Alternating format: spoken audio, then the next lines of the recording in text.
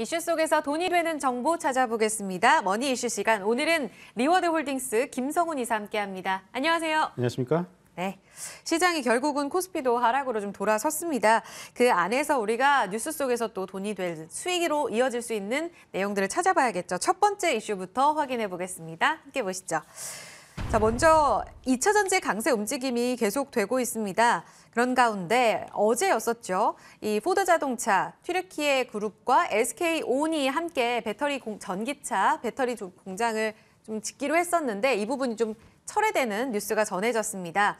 그런데 이를 대체할 협력사로 LG 에너지솔루션이 유력하다라는 내용이 전해지고 있습니다.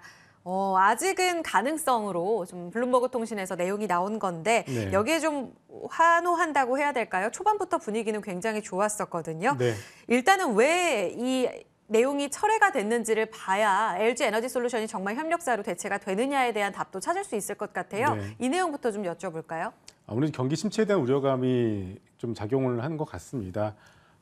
기업들 입장에서도 대규모 투자가 들어갈 수밖에 없는 그런 캐펙스 투자를 할 수밖에 없는 상황에서 지금 전기차에 대한 수요 둔화 우려감 등 여러 가지 2차 전지 섹터 쪽으로 여러 가지 노이즈들이 많이 나오고 있는 상황이죠.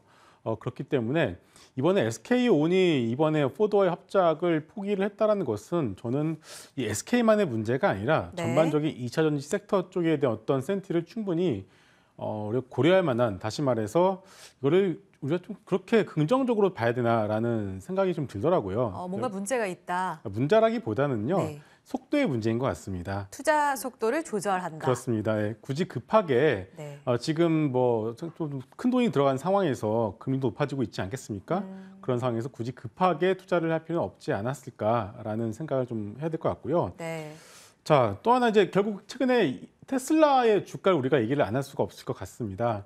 불안했죠. 맞습니다. 물론 이제 최근에 이 뭐 서학 개미도 마찬가지고 미국 개미 분들 네. 또 이제 지난주 역대급으로 테슬라를 매도를 하고 나서부터 이번 주부터 조금씩 반등이 네. 나오기 이제 시작하고 있는데요. 네. 이제 그동안 테슬라의 주가 하락의 이유에 대해서 뭐 일각에서는 일론 머스크가 트위터에다 신경을 쓰고 있고 그런 CEO 리스크로 이제 이렇게 치부를 하는 것 같은데 그거는 좀 말이 안 되는 거고요. 결국은 업계 문제인가요? 맞습니다. 여팡의 문제인 것 같습니다. 2차 전지 섹터, 다시 말해 전기차의 수요 둔화 우려감에 대한 부분들이 상당히 큰 것 같고요. 네. 작년 하반기에 여러분들 테슬라 우리나라에서도 물건을 구할 수가 없다 보니까 뭐 1,000만 원 가까이 올렸던 거 여러분들 기억하실 겁니다. 그런데 얼마 전에 거의 1,000만 원 가까이 또 가격을 다운시켰어요. 네. 맞습니다. 그러면서 중국에서 또 어떤 현상이 나타났냐면은 이게 얼마 전에 난 그 비싸게 주고 샀는데 갑자기 가격이 싸지니까 억울하죠. 구매자분들이 테슬라 매장에 몰려가서 시위를 하는 모습도 네. 우리가 발견을 할 수가 있었고요. 결국 이제 잘 안 팔리다 보니까 그런 네. 현상이 나오는 것 아니겠습니까? 그래서 일단 수요 둔화에 대한 우려감이 테슬라뿐만이 아니라 우리나라 현대차와 기아차의 주가도 그동안 끌어내리지 않았겠습니까?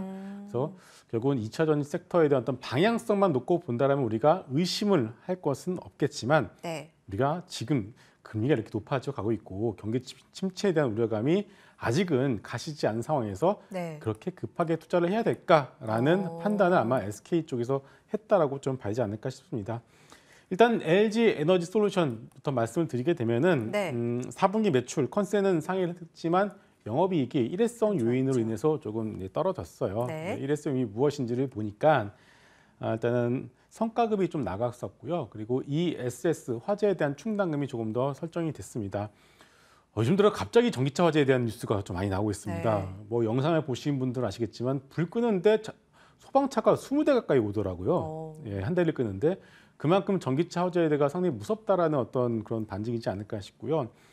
일단 이런 여러 가지 노이즈 하필 또 2차 전지 섹터가 좀 쉬어가는 마당에 이런 노이즈들이 좀 나오지 않나 싶은데 어쨌든 간에 LG 에너지 솔루션 같은 경우에는 4분기 실적 영업이익은 조금 까였습니다만은 1분기부터는 다시 돌아설 거예요. 하지만 이 돌아선다는 것이 갑자기 뭐 점프를 한다든가 뭐 어닝이 갑자기 튀어오른다든가 그게 아니라 네. 3분기 때의 어닝 수준을 아마 다시금 회복하는 수준이다라고 여러분들이 보시면 될 것 같습니다.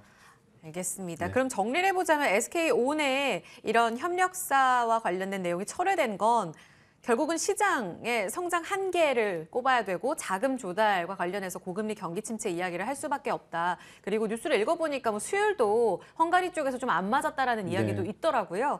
그러면 만약에 LG 에너지 솔루션이 협력사로 선정이 됐을 경우에 그 이후에 포드와의 어떤 시너지에 있어서는 기대해볼 만한지도 궁금하고요. 네. 그리고 자금 조달이라든지 시장 성장의 한계라는 건 아직도 안고 있는 건데 그러면 무조건적으로 우리가 환호할 만한 뉴스는 아니라는 건지 이 두 네. 측면을 좀 봐주세요. 이미 포드와 LG 에너지 솔루션의 최대 고객 중에 하나가 포드 아니겠습니까? 네. 그래서 어떤 시너지 효과만 놓고 본다라면은 SK온보다는 충분히 LG 괜찮습니까? 에너지 솔루션이 더 유호적이라고 보셔도 될 것 같습니다. 하지만 결국은 다시 한번 이제 본질로 돌아와서 업황에 대한 얘기를 안 할 수가 없을 것 같아요. 물론 네. 그 회사 측의 의지는 우리가 인정을 할 수밖에 없겠지만은 이 업황 자체가 빠르게 돌아서기에는 너무 좀 안 좋은 뉴스들도 많이 있고요. 그리고 네. 결국 이제 수요 둔화와 경기 침체라는 그 두 가지 단어에서 벗어날 수가 없는 상황이지 않겠습니까? 그런 점이 또 중요할 것 같고 또 하나 네. LG 에너지 솔루션의 가장 큰 약점이 있습니다. 비쌉니다. 아. 너무 비쌉니다. 네. 전 세계 1위 배터리 업체인 CATL보다 훨씬 더 비싼 어깨 상황이죠. 피어 봤을 때요. 네, 너무 비싸기 때문에 자 우리는 비싼 주식이 성장에 대한 노이즈 숫자가 한번 꺾게 되면은 어떻게 되는지를 네이버와 카카오를 통해서 작년에 2022년, 봤죠. 2022년 너무나 여실히 봤지 않겠습니까? 네. 이런 흐름들이 LG 에너지 솔루션에도 나타나지 말라는 법은 없거든요. 이번에 숫자가 한번 꺾였습니다. 근데 올해 1분기에는 뭐 다시 돌아온다고 하지만 만약에 내년 2분기에 숫자가 다시 돌아오지 않는다라면은 시장은 단순히 2차 전지 섹터의 방향성만 놓고 베팅하기에는 무리가 있을 것 같아요.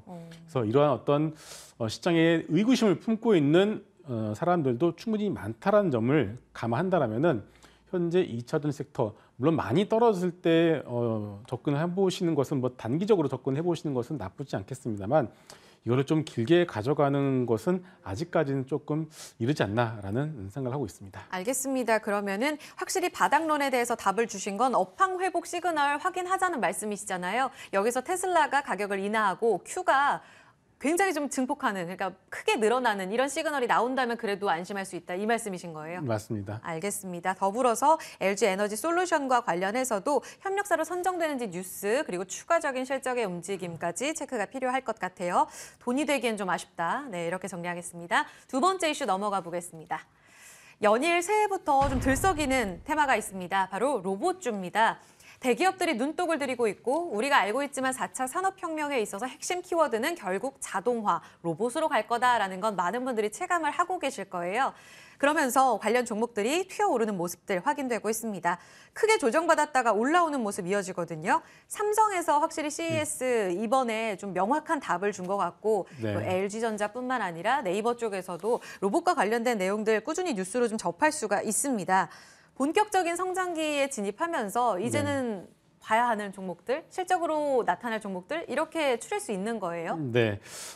일단 이 로봇에 대한 방향성도 당연히 의심을 할 필요는 없을 것 같습니다. 왜냐하면은 인플레의 원인 중에 하나가 높은 인건비 아니겠습니까? 그런데 이 인건비를 잡을 수 있는 좋은 방법 중에 하나가 이런 단순 작업들을 효율화시키는, 즉 다시 말해서 로봇에 대한 도입이 아마 이 기업들 입장에서는 상당히 구미가 땡길 수밖에 없는 것 같아요. 네. 결국 삼성전자도 이에 대해서 긍정적인 어떤 신호를 보낸 거라고 여러분들이 생각하시면 될 것 같고요. 하지만 이제 뭐 테슬라가 인간형 휴머노이드 로봇을 공개했지만 그것이 네. 당장 우리 실생활에 도입되기까지는 시간이 걸릴 수밖에 없지 않겠습니까? 그래서 네. 로봇의 도입 어떤 순서를 놓고 본다라면은 협동 로봇 그리고 서비스 로봇 이 두 가지 관점에서 여러분들 먼저 보실 필요가 있을 것 같아요. 이제는 로봇이 치킨을 튀겨주지 않겠습니까? 이런 것들이 이제 심심치 않게 볼 수가 있고요. 네. 처음에 이제 로봇이 커피를 타준다는 것을 봤을 때 정말 신기했었는데 이제는 뭐 지나가다 것을 보더라도 그렇게 신기하지는 않은 것 같습니다. 또 하나 이 식당에서도 이제 좀 공간이 넓어야 되겠지만 우리가 음식을 주문했을 때 음식을 날아다주는 서비스 서빙하는. 로봇도 점점 늘어나고 있더라고요. 네. 그리고 이 로봇 하나를 도입하는 어떤 단가, 한 1년 동안 사람을 썼을 때 인건비를 비교했을 때 그런 어떤 비용의 어떤 효율이 뭐 비교가 안 될 정도이지 않겠습니까? 그렇기 때문에 이거는 시간이 가면 갈수록 단순 작업 서비스 쪽에서의 로봇의 도입 속도는 점점 빨라질 수밖에 없고 그리고 삼성전자가 이 협동 로봇에는 레인보 로보틱스 선택했고요. 그리고 서비스 로봇, 다시 말해서 이 재활 보조용 로봇이라고 하죠. 과거엔 잼스라고 불렀지만 잼스라는 단어가 이 다른 기업에서 특허를 걸었더라고요. 그래서 EX1이라고 이제 할 텐데 네. 그런 로봇 같은 경우는 인탑스에서 이제는 생산을 하고 있습니다. 그래서 지금 로봇 관련된 여러 가지 테마들이 갑자기 우후죽순 막판에 튀어오르는 맞아요. 모습들이 나오고 있는데 네네. 일단은 제대로 된 정보를 말씀을 드리게 되면 레인보우 로보틱스가 대장의 역할을 맡고 있는 건 사실이고요. 네. 그리고 인탑스 같은 종목들은 퍼가 4, 5밖에 안 되는 상황에서 삼성의 어떤 서비스 로봇을 담당하고 있다 이렇게 보시면 될 것 같고 그 외 종목들 많이 있습니다. 여러 가지 있겠지만 그런 것들은 약간 테마의 관점으로 또 단기로 접근하는 것이 낫지 않을까 싶습니다. 레인보우 로보틱스 말씀해 주신 대로 오늘 6거래일 만에 좀 음봉으로 전환되면서 지금 굉장히 좀 수급적으로도 불안한 이런 변동성을 보이고 있거든요. 그리고 추가적으로 따라붙는 쪽이 코스닥의 오늘 거래대금 1, 2위인 휴림 로봇, 유일 로보틱스 이쪽으로도 강세 움직임 이어지고 있고 소니드라든지 테마성으로 튀어오르는 종목들 말씀하신 대로 우후죽순으로 좀 튀어 올라가지고 그러면 아직 로봇에서 움직이지 않은 쪽으로 우리가 접근은 유효하다는 말씀이신지 네. 테마성이라고 말씀을 하시니까 네. 그 후에 이런 후발주자 따라가는 전략은 유효한 거예요? 지금은 조금 무리인 것 같아요. 어. 항상 그렇지만 테마가 이제 단기적인 어떤 그 소위 끄무리한 표현은 좀 그렇습니다만 단기의 어떤 꼭지의 흐름에 나타났을 때 많이 나타나는 현상이 시장에서 평소에 오르지 않았었던 로봇 관련주도 그들 섹터의 어떤 관련주들을 찾기 시작한다는 거겠죠. 네, 찾기 네. 시작하면서 그런 종목들이 단기에 갑자기 올라가는 모습들이 나오는 맞아요. 때가 거의 그 테마의 단기의 어떤 꼭지? 정점. 네, 정점이라고 보시면 될 것 아. 같아요. 그래서 레이모 로보틱스의 시가총액이 어마어마합니다. 네. 매출도 나오지 않은 상황이지만 네. 결국 기술력 가지고서 주가를 끌어올린 상황이고 네. 이 주가는 언제든지 내려와도 전혀 이상하지는 않습니다. 그래서 지금 로봇 섹터, 그러니까 올 한 해 로봇 섹터를 보시는 것은 맞되 지금 어떤 시기적으로 놓고 봤을 때 지금은 조금 단기적으로는 과열이 되어 있다. 그래서 보시더라도 지금은 가지고 계신 분들이 차익 실현의 어떤 그런 계기로 삼으셔야지 굳이 지금 무리해서 쫓아가실 필요는 없을 것 같고요. 네. 차라리 충분히 조정을 받고 나서 다시금 아마 서비스 로봇 쪽에서 삼성 쪽에서 이제 또 추가로 이제 M&A 관련된. M&A라든가 아니면 감속기라든가 아니면 의료 보조용 로봇에 대한 공개 남아 있거든요. 네. 이런 뉴스가 나왔을 때 다시 한번 보시는 것이 좋지 않을까 싶습니다. 알겠습니다. 그런 후발 주자에 있어서는 조금 저퍼 종목들은 그래도 눈여겨봐야 되긴 하겠지만 지금 과열 양상은 맞다라는 측면에서 여러분들 여기서 너무 좀 급하게 뛰어드는 건 자제하셔야 될 것 같아요. 로봇과 관련된 종목까지 이야기를 좀 들어봤습니다. 마지막으로 좀 시간이 남아가지고 시장에 대한 질문을 좀 드려야 될 것 같아요. 오늘 지금 코스피가 오락가락하면서 현재는 또 2350선 강보합권의 움직임인데 확실히 지난 사흘간, 그러니까 나흘간의 움직임보다는 조금 진정된 이런 네. 분위기 보여주고 있습니다. 외국인 수급이 들어오곤 있는데 지금 지수를 이끌고 있는 쪽이 낙폭과대 쪽이잖아요. 네. 뭐 정책 테마라든지 이런 움직임으로 계속 지수가 올라가는 건 맞겠어요? 주도주 없이? 일단은 단기에 좀 많이 올라온 것은 사실이고요. 그리고 이번에도 지수 반등을 주도했었던 수급은 기관도 아니고요, 개인도 아니고 외국인입니다. 네, 근데 외국인의 특징이 무엇이냐면은 네. 외국인 절대 추세를 만들지 않습니다. 아. 외국인은 쌀 때 들어와서 그것을 장기로 가져가는 스타일이지 예. 추세를 만들면서 지수를 끌어올리는 역할을 하지는 않고요.